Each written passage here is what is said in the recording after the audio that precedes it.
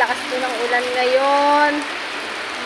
May bagyo po kasi. Ayan po, ingat-ingat po tayong lahat, mga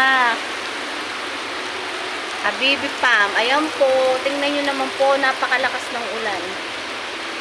Wala po ngayon nagsiswimming kasi umuulan at maginaw po ang tubig.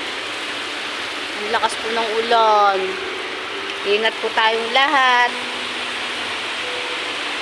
Sana po pag uwi ko mamaya ay tumigil na uli ang ulan. Ayan po. Pasok na po tayo. Dito po kami nagtatrabaho. Ayan po.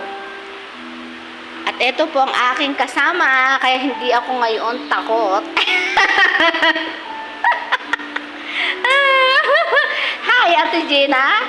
Hindi ka pantok? Gusto ng kape ko. Ako hindi pa. Ayun pa ang kape ko. Malamig na naman. Ayan po ang aming office ni Ate Gina.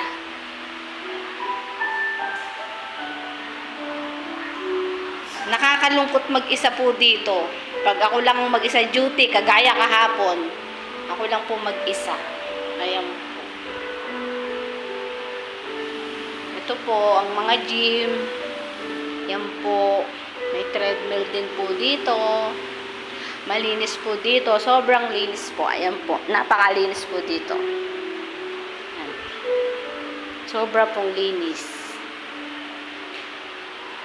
Kaya punta na po kayo dito sa Tagaytay Country Hotel para po ma-relax po kayo. Ayan po.